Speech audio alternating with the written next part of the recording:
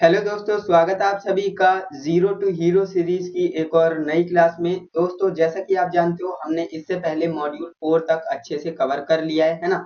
और आज की इस वीडियो में हम मॉड्यूल नंबर 5 की बात करने वाले हैं। जो मॉड्यूल 5 है, इसमें क्या क्या मोस्ट इंपॉर्टेंट क्वेश्चंस हैं, क्या क्या पूछे जाते हैं, उनके ऊपर आज की इस वीडियो में हम चर्चा करने वाले हैं। बाकी अगर आपने पिछली वीडियो नहीं देखी है, M1 M2 है ना, जो मॉड्यूल 1 मैंने करा रखी है, मॉड्यूल 2 भी करा रखी है, तो अगर आप देखना चाहते हो तो आप कैसे देखेंगे, इस वीडियो के डिस्क्रिप्शन बॉक्स में जाएंगे तो आपको प्लेलिस्ट का लिंक मिल जाएगा, या फिर आप चैनल पर जाएंगे तब भी आपको प्लेलिस्ट बनी हुई मिल जाएगी। वहां से जाकर आप जो भी वीडियोस आपसे मिस हुई हैं उन्हें आप देखकर कवर कर सकते हो। क्लियर है? तो दोस्तों, आज की इस वीडियो में हम चैप्टर नंबर 5, जो आपका मॉड्यूल नंबर 5 है, इसमें मोस्ट इंपॉर्टेंट एमसीक्यूज कौन से रहने वाले हैं उनके ऊपर बात करने वाले हैं। और ये वीडियो आपके लिए इंपॉर्टेंट होने वाली है, तो इस क्लास को आप एंड तक जरूर देखिएगा। बाकी मैंने आपको बता दिया आप लास्ट क्लास को कैसे देख पाएंगे। तो देखिए, हमारा जो हमारा क्वेश्चन नंबर 1 हमसे कह रहा है, परिपथ की कुल संधारित्र की गणना कीजिए।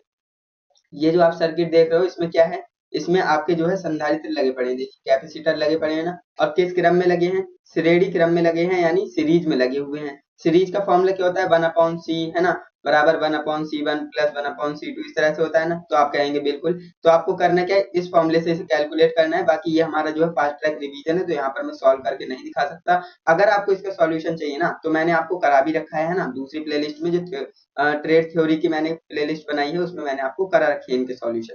लेकिन इसमें आपको करना क्या है, फास्ट ट्रैक रिवीजन है, आप फास्टली सॉल्व करेंगे और इसके बाद आंसर लगाएंगे। ऑप्शन नंबर बी इसका राइट आंसर हो जाएगा, 6 माइक्रोफैरड। ओके, चलिए नेक्स्ट क्वेश्चन की बात कर लेते हैं। देखिए, नेक्स्ट आपका क्वेश्चन आपसे कह रहा है संधारित्र की इकाई क्या होती है। तो भाई, संधारित्र की इकाई हमारी फैरड होती है। क्या होती है? फैरड होती है, याद रखेंगे। ऑप्शन नंबर सी हमारा राइट आंसर हो जाए। नेक्स्ट क्वेश्चन की बात कर लेते हैं। नेक्स्ट हमारा क्वेश्चन कह रहा है, एक संधारित्र की धारिता का मान क्या होगा यदि 35 वोल्ट के लिए 0.5 कूलम आवेश की आवश्यकता हो। तो आपका जो C बराबर Q अपॉन V फॉर्मूला होता है ना, उससे आप इसे कैलकुलेट कर सकते हो। तो इसका जो राइट आंसर आ जाएगा आपका 0.014 फैरेड आ जाएगा, ऑप्शन नंबर ए। क्लियर? चलिए आगे बढ़ते हैं। आप कैलकुलेट जरूर करिएगा इन्हें, क्योंकि देखिए एग्जाम आपका है, मेहनत भी आपको ही करनी पड़ेगी, है ना। अब देखिए, नेक्स्ट आपका क्वेश्चन है, संधारित्र के मान को कैसे कम किया जा सकता है। संधारित्र के मान को हम कैसे कम कर सकते हैं, है ना।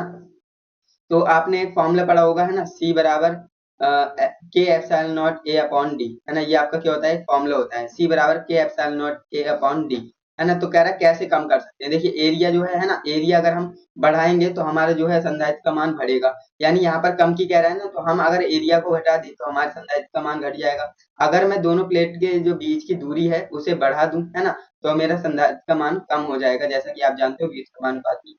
तो इसी तरह से आपको इसे सॉल्व करना है। बाकी इसका राइट आंसर मैं आपको बता देता हूँ। इसका राइट आंसर हमारा हो जाएगा ऑप्शन नंबर सी, है ना। मैंने आपको क्या बताया, प्लेट के मध्य जो दूरी है, प्लेट के बीच की दूरी, जिसे हम डी से डिनोट करते हैं, तो अगर मैं इसे बढ़ा रहा हूँ, है ना, तो मेरी संधारित्र का मान क्या हो जाएगा? कम हो जाएगा। जैसे कि फॉर्मूले में हमें दिख रहा था, सी बराबर के एप्सिलॉन नॉट ए अपॉन में डी, है ना। डी क्या है? व्युत्क्रमानुपाती है सी के। तो इसलिए ये बढ़ेगा तो ये घटेगा, और ये घटेगा तो ये बढ़ेगा, ऐसा होता है ना। नेक्स्ट क्वेश्चन की बात कर लेते हैं। अब देखिए, नेक्स्ट आपका क्वेश्चन है, जो कि 5 नंबर क्वेश्चन आपसे कह रहा है, परावैद्युत पदार्थ कौन सा होता है। अब यहाँ पर आपको एक बात ध्यान देनी है, यहाँ पर आपसे 3 चीजें पूछेगा, है ना, पैरा, पैरा और डाया। पैरा, पैरा और डाया, ये 3 तरह के पदार्थ होते हैं। देखिए, पैरा का मतलब होता है अनुचुंबकीय, और पैरा का मतलब पराचुंबकीय, यानी जो चुंबक से ना चिपके, है ना। और तीसरा आपका होता है डाया। डाया का मतलब पराचुंबकीय। एक मिनट, मैंने थोड़ा सा गलत बोल दिया। यहाँ पर पैरा चुंबक का होता है अनुचुंबकीय, है ना। हिंदी में, हिंदी इनकी आप देख लेना, बाकी हिंदी में कंफ्यूज हो रहा हूँ। फेरा का मतलब होता है जो चुंबक से चिपक जाते हैं। फेरा मैग्नेटिक का मतलब होता है जो चुंबक से चिपक जाते हैं। पैरा मैग्नेटिक का मतलब होता है जो कम कम चिपकते हैं, है ना, जैसे कॉपर हो गया, है ना, वो कम कम चिपकता है। एंड डाया, डाया का मतलब ये होता है कि वो बिल्कुल ना चिपके, है ना, जैसे कि लकड़ी हो गया, प्लास्टिक हो गई, है ना। तो ये जो है चुंबक से बिल्कुल भी नहीं चिपकते हैं, तो उन्हें हम डाया मैग्नेटिक कहते हैं। बाकी इसकी हिंदी मैं आपको आगे बता दूंगा, क्वेश्चन आएगा तो, है ना। तो इसका राइट आंसर क्या हो जाएगा? इसमें हमसे पूछा जा रहा है परा चुंबकीय पदार्थ, है ना। पराचुंबकीय पदार्थ कह रहा है, यानी डायमैग्नेटिक की बात कर रहा है। और डायमैग्नेटिक में कौन से पदार्थ आएंगे? मैंने अभी आपको बताया कि जो चुंबक से न चिपके, है ना, चुंबक से जो नहीं चिपकते हैं वो हमारे डायमैग्नेटिक कहलाते हैं, जैसे कि जल, है ना, जल। पानी को कभी आपने चुंबक से चिपकते देखा है? तो नहीं चिपकता है। ऑप्शन नंबर सी इसका राइट हो जाएगा, जल। जल क्या है? डायमैग्नेटिक सब्सटेंस है। ओके, नेक्स्ट आपका क्वेश्चन है, कौन सा कारक विद्युत चुंबक की ध्रुवता को प्रभावित करता है? कौन सा कारक विद्युत चुंबक, यानी यहाँ पर हमसे इलेक्ट्रोमैग्नेटिक की बात हो रही है ना। मान लीजिए ये मेरे पास क्या है, इलेक्ट्रोमैग्नेट है, यहाँ पर मैं पॉजिटिव और यहाँ पर नेगेटिव दूंगा, तब जो है इसमें चुंबक पैदा हो जाएगी, है ना। जो कि जो आपकी इलेक्ट्रोमैग्नेट होता है ना, उसका काम ही ये होता है, जब तक हम उसे इलेक्ट्रिसिटी देंगे तब तक वो चुंबक का काम करेगी, हटा देंगे तो वो चुंबक नहीं रहेगी, है ना। तो देखिए मैंने प्लस माइनस दे दिया तो इसमें चुंबक का गुण आ गया। मान लीजिए यहाँ पर एन ध्रुव बन गए, यहाँ पर एस, है ना। अब मुझे क्या करना है, इनके ध्रुव को बदलना है, इनके पोल्स को बदलना है, जहां पर एन है वहां पर एस करना है, जहां पर एस है वहां पर एन करना है। तो मैं कैसे कर पाऊंगा, सिंपल सी टेक्निक लगाऊंगा, जो कि मैं यहाँ पर क्या करूंगा, पॉजिटिव नेगेटिव थे तो नेगेटिव पॉजिटिव कर दूंगा इस तरह से। तो क्या होगा, यहाँ पर न्यूट्रल एन बन जाएगा नॉर्थ साउथ, और यहाँ पर साउथ बन जाएगा, है ना। तो इस तरह से हो सकता है। तो यानी कि क्या कहना चाह रहा हूँ मैं, जो आपके धारा का दिशा है ना, धारा की डायरेक्शन है, उसे आप चेंज कर दे तो ये पॉसिबल है ना। ऑप्शन नंबर बी यहाँ पर राइट आंसर हो जाएगा, जो कि ऑप्शन नंबर बी यहाँ पर मैक्सिमम स्टूडेंट्स लगा रहे हैं। नेक्स्ट आपका क्वेश्चन है, जो कि 7 नंबर क्वेश्चन है, कह रहा है चुंबकीय वाहक बल की इकाई क्या होती है? चुंबकीय वाहक बल की इकाई क्या होती है? तो ये भी आप अच्छे से जानते होंगे क्या होती है। तो बिल्कुल ऑप्शन नंबर सी आएगा, है ना। एम्पियर टर्न्स क्या होता है, ampere turns, option number C इसका राइट आंसर हो जाएगा। नेक्स्ट क्वेश्चन की बात कर लेते हैं। नेक्स्ट आपका क्वेश्चन है, यदि तीन प्रेरकत्व L1 L2 और L3 श्रृंखला में जुड़े हों, यानी श्रेणी क्रम की बात कर रहे हैं ना, सीरीज की बात कर रहा है, देखिए सीरीज की बात कर रहे हैं, तो कह रहा है कुल प्रेरकत्व कितना होगा। तो मैंने आपको बताया जैसा रेजिस्टेंस का फॉर्मूला होता है, सिंपल आपका प्रेरकत्व का फॉर्मूला होता है सीरीज में, है ना। तो क्या हो जाएगा, एल बराबर, है ना, एल टी बराबर क्या हो जाएगा, L1 plus L2 plus L3, इस तरह से हो जाएगा। क्लियर, देखते हैं कहाँ पर ये मल्टीप्लाई कर रहा है, ये तो नहीं होगा, है ना। ऑप्शन नंबर बी आपका राइट हो जाएगा, एल टी बराबर L1 plus L2 plus L3, option number B यहाँ पर 100% करेक्ट आंसर हो जाएगा। चलिए नेक्स्ट क्वेश्चन की ओर मूव करते हैं। नेक्स्ट आपका क्वेश्चन आपसे कह रहा है परमियंस, है ना। कह रहा है परमियंस की इकाई क्या होती है। परमियंस की पूछेगा और भी आपसे इकाई पूछेगा, वो मैं आपको बताते रहूंगा। तो परमियंस की जब भी आपसे इकाई पूछेगा तो ध्यान देंगे, इसकी इकाई क्या होती है। इसकी इकाई होती है वेबर पर एम्पियर टर्न्स, क्या होती है, वेबर पर ampere turns. Okay, option number B फोड़ देंगे एकदम से। चलिए नेक्स्ट क्वेश्चन की बात कर लेते हैं। नेक्स्ट आपका क्वेश्चन आपसे कह रहा है परिनालिका, है ना, परिनालिका, और देखते हैं और आगे क्या कह रहा है। देखिए हमसे कह रहा है परिनालिका कुंडली में चुंबकीय क्षेत्र की दिशा खोजने के लिए कौन सा नियम लागू किया जाता है। परिनालिका की बात कर रहे हैं ना, तो परिनालिका में हम कौन सा नियम लगाते हैं वो आपको बताना है ना। तो कौन सा नियम लगाते हैं, तो इसे आप अच्छे से जानते होंगे, राइट हैंड पाम रूल का इस्तेमाल करते हैं ना, दाहिने हाथ की हथेली का नियम लगाते हैं। ऑप्शन नंबर बी आपका करेक्ट आंसर हो जाएगा। क्लियर है, चलिए आगे बढ़ते हैं। नेक्स्ट आपका क्वेश्चन आपसे कह रहा है श्रेणी परिपथ की कुल संधारित्र की गणना कीजिए। यहाँ पर क्या है, आपको कुल संधारित्र की गणना करनी है, और यहाँ पर अगेन आपको जो है श्रेणी क्रम में संधारित्र जुड़े हुए दिख रहे होंगे, है ना। तो इसे भी आप कैलकुलेट कर सकते हो, हालांकि यहाँ पर वैल्यूज अच्छे से विजिबल नहीं है ना। यहाँ पर पीडीएफ में वैल्यूज अच्छे से विजिबल नहीं है, जो कि क्वालिटी थोड़ी डाउन है ना। चलिए कोई नहीं, इसका जो है आंसर मैं आपको बता देता हूँ। बाकी ये आपके बुक में जरूर दिया होगा, है ना, तो इसे आप बुक में जरूर देखिएगा। बाकी इसका राइट आंसर हमारा 40 माइक्रो फैराड है, ऑप्शन नंबर डी। इसे आप बुक में देखकर इसे सॉल्व जरूर करें। ठीक है, देखिए नेक्स्ट आपका क्वेश्चन आपसे कह रहा है श्रृंखला में विभिन्न वोल्टेज रेटिंग संधारित्रों को जोड़ने से पहले क्या सावधानी बरतनी चाहिए, है ना। तो हमें कौन सी सावधानी बरतनी चाहिए ये आपको बता। तो देखिए इसमें जो आपको क्या करना है, प्रत्येक कैपेसिटर वोल्टेज ड्रॉप इसकी वोल्टेज रेटिंग से कम होना चाहिए, बिल्कुल सही। अब देखिए अगर मान लीजिए सिंपल सा एग्जांपल अगर आपको मैं दूं, तो आपके घर में अगर पंखा खराब हो जाता है, उसका कंडेंसर, है ना, जो भी होता है कैपेसिटर उसे कहते हैं, तो अगर आप उसे लेने जाएंगे, है ना, मार्केट में लेने जाएंगे कि जो संधारित्र आप लेने जाएंगे कैपेसिटर, तो आप कितने माइक्रोफैरड का लाएंगे, जितना वहां पर लिखा है उतना ही लाएंगे, है ना, उससे ज्यादा तो नहीं लाएंगे। तो इसीलिए बोला जा रहा है कि उसकी कैपेसिटर जो होता है उसके वोल्टेज ड्रॉप उसकी वोल्टेज रेटिंग से क्या होना चाहिए, कम होना चाहिए, है ना। इसलिए ऑप्शन नंबर बी यहाँ पर राइट आंसर हो जाए। नेक्स्ट क्वेश्चन की बात कर लेते हैं। देखिए नेक्स्ट आपका क्वेश्चन आपसे कह रहा है कौन सा पदार्थ अनुचुंबकीय पदार्थ है ना। अब यहाँ पर देखिए पैरामैग्नेटिक की बात कर रहे हैं, इंग्लिश में आ जाया करे अगर आपको समझ में ना आए। देखिए अनुचुंबकीय कहते हैं उसे, है ना, पैरामैग्नेटिक को अनुचुंबकीय कहते हैं, और मैं हिंदी में ही कंफ्यूज हो रहा था। तो पैरामैग्नेटिक याद रखेंगे, मैंने आपको बताया था पैरामैग्नेटिक क्या होते हैं। जो कम कम चिपकते हैं, है ना, जो चुंबक से कम कम चिपकेंगे क्या कहलाएंगे, अनुचुंबकीय पदार्थ कहलाएंगे, पैरामैग्नेटिक सब्सटेंस कहलाएंगे। वो हमारा कॉपर होता है ना, कॉपर जो है कम कम चिपकता है, उसमें भी थोड़ा थोड़ा गुण होता है ना।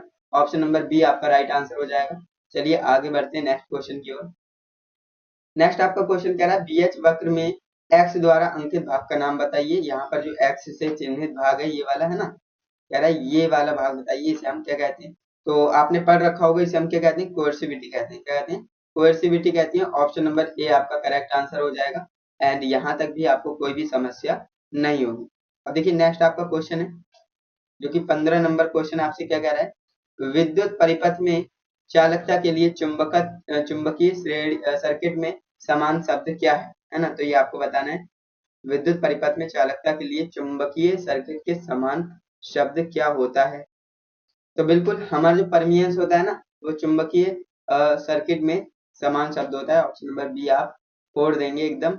चलिए आगे बढ़ते हैं नेक्स्ट क्वेश्चन की ओर। नेक्स्ट क्वेश्चन है, रिलेक्टेंस की इकाई क्या होती है ना, रिलेक्टेंस की इकाई क्या होती है। तो मैंने आपको बताया था रिलेक्टेंस की इकाई होती है एम्पियर टर्न्स पर वेबर, है ना। ये क्या है, परमियंस की उल्टी होती है, परमियंस की उल्टी होती है। उसमें वेबर पर एम्पियर टर्न था, इसमें एम्पियर टर्न्स पर वेबर है ना। ऑप्शन नंबर सी आपका राइट आंसर हो जाएगा। क्लियर है। चलिए आगे बढ़ते हैं नेक्स्ट क्वेश्चन की ओर।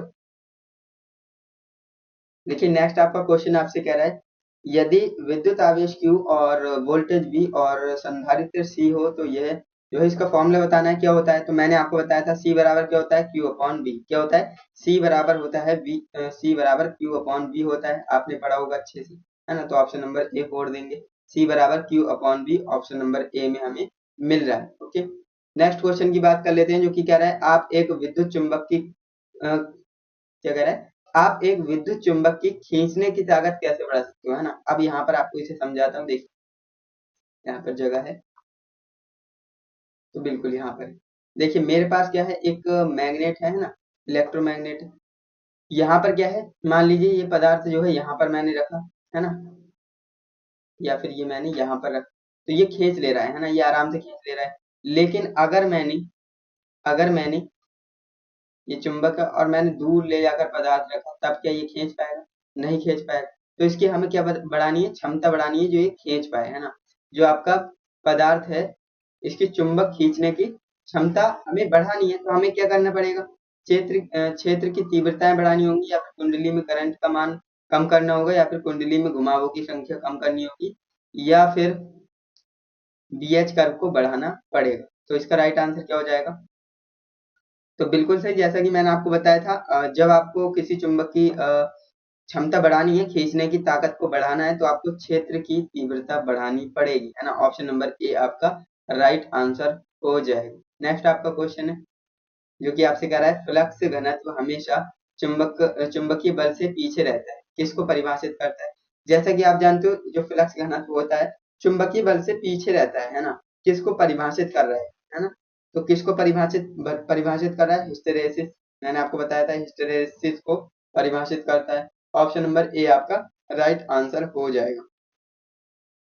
नेक्स्ट क्वेश्चन की बात करें तो नेक्स्ट आपका क्वेश्चन कह रहा है, चुंबकीय क्षेत्र में रखी गई आसपास की धातुओं पर क्या प्रभाव पड़ता है। चुंबकीय क्षेत्र में रखी गई जो आसपास की धातुएं होती हैं, उन पर क्या प्रभाव पड़ेगा, है ना। तो ये भी काफी बेसिक क्वेश्चन है। इसका right answer option number C हो जाएगा, एडी करंट, है ना। एडी करंट का प्रभाव पड़ेगा। ऑप्शन नंबर सी आपका राइट आंसर हो जाएगा। नेक्स्ट आपका क्वेश्चन है, वायु संधारित्र का उपयोग किस उपकरण में करते हैं।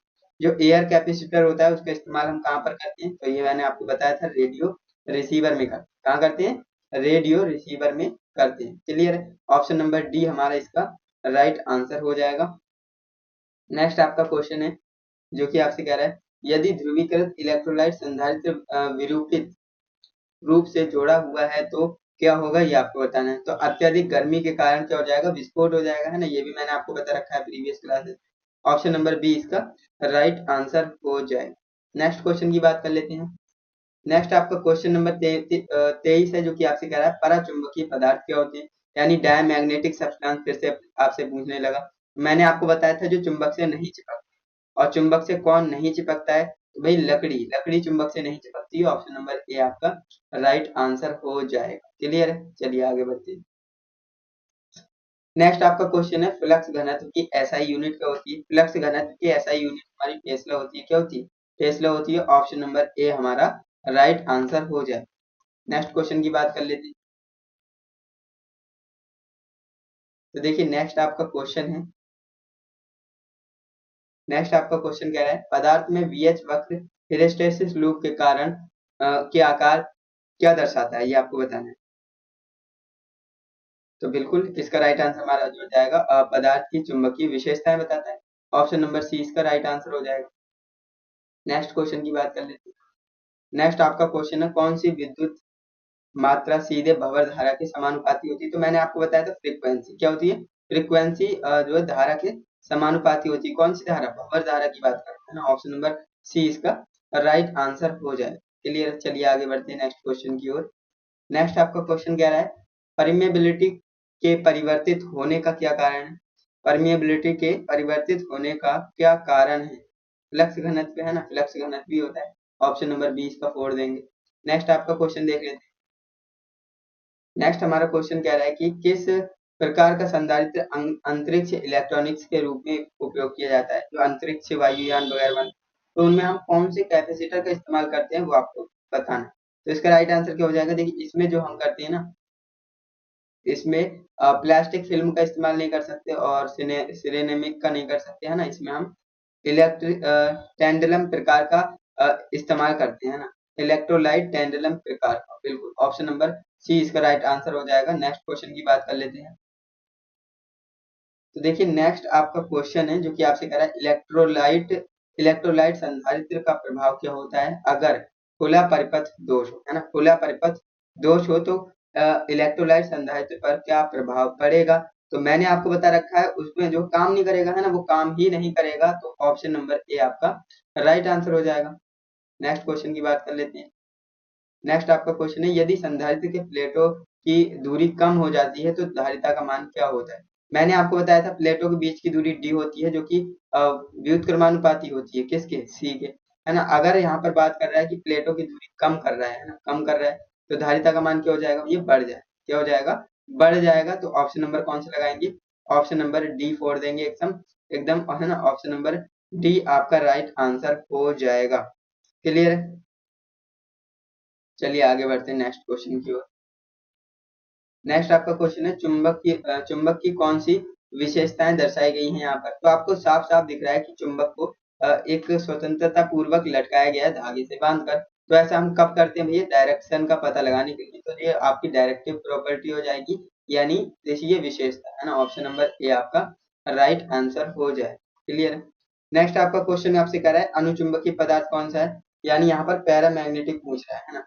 पैरामैग्नेटिक कौन होते हैं? जो कम कम चिपकते हैं ना, जो कम कम चिपकते हैं चुंबक से, वो पैरामैग्नेटिक के अंदर आते हैं, है ना। तो यहाँ पर बात करें आपका राइट आंसर क्या हो जाएगा। तो देखिए इसमें जो वायु है ना, वायु ये पैरामैग्नेटिक के अंदर रखी गई है। अब आप कहेंगे वायु कैसे चिपक सकती है चुंबक? तो इसमें देखिए पार्टिकल्स काफी सारे होते हैं ना। तो यहाँ पर जो काफी सारे पार्टिकल्स लोहे वगैरह के होते हैं, है ना।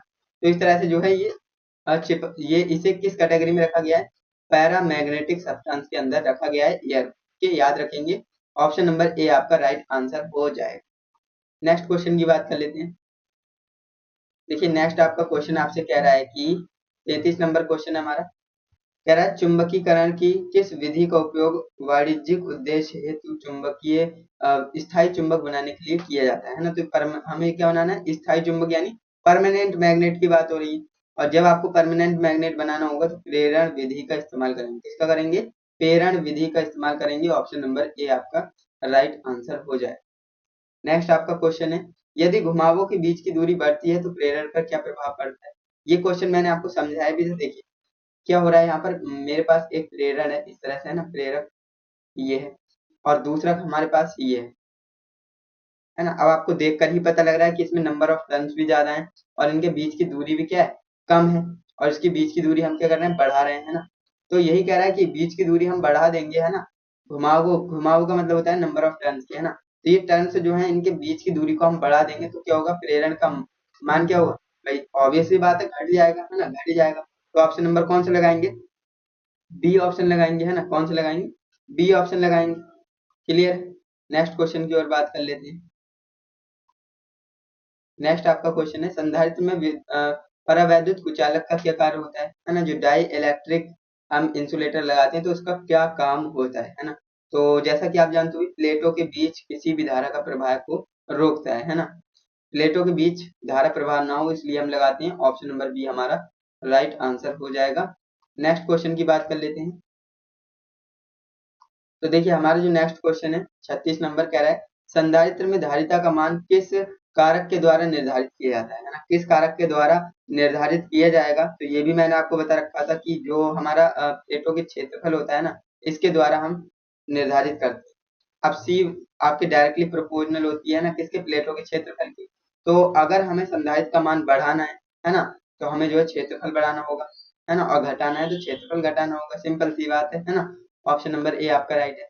नेक्स्ट आपका क्वेश्चन आपसे कह रहा है, आरएफ युग्मन सर्किट में किस प्रकार के संधारित्र का इस्तेमाल करते हैं। आरएफ जो आपका कपलिंग सर्किट होता है ना, उसकी बात हो रही है यहाँ पर। तो बिल्कुल हम जो है किसका, मोनोलिथिक का इस्तेमाल करेंगे। ऑप्शन नंबर बी यहाँ पर आपका राइट आंसर हो जाएगा। नेक्स्ट क्वेश्चन अब है ही नहीं है ना। तो आप देख सकते हो आज के इस वीडियो में हमने टॉप के 37 क्वेश्चंस को डिस्कस किया है, जो कि आपके मॉड्यूल नंबर 5 से है ना। मॉड्यूल नंबर 5 हम पढ़ रहे थे और इसमें हमने कितने क्वेश्चंस को डिस्कस किया है, 37 है ना। और अगर आप इन 37 को समझ लेते हो, अच्छे से तैयार कर लेते हो, तो अगर इस चैप्टर से कोई भी क्वेश्चन आएगा तो आप बिल्कुल भी उसे छोड़कर नहीं आओगे, उसे आप डेफिनेटली 100% करके आओगे, क्योंकि यहीं से क्लास में से आपको क्वेश्चन मिलने वाले है ना। अगर इस चैप्टर से क्वेश्चन पूछेगा तो ये इसी क्लास से आएगा, ऐसा मैं 100% कह रहा हूँ है ना। तो इसलिए आपको करना क्या है, इन क्वेश्चंस को अच्छे से कवर करना है, समझना है ना। एंड बाकी अगर आपको वीडियो अच्छी लगी है ना, तो वीडियो को लाइक जरूर किया करें। एंड वीडियो को शेयर भी कर देना अपने दोस्तों के साथ, जिससे कि वो भी इस वीडियो को देख पाए। एंड चैनल को भी सब्सक्राइब कर लेना, जिससे कि आने वाली जो मॉड्यूल नंबर 6 होने वाली है उसके ऊपर मैं वीडियो लाऊं तो आपको मिल जाए। क्लियर। तो चैनल को सब्सक्राइब जरूर करिएगा। बाकी हम मिलते हैं नेक्स्ट वीडियो में, तब तक के लिए जय हिंद, वंदे मातरम।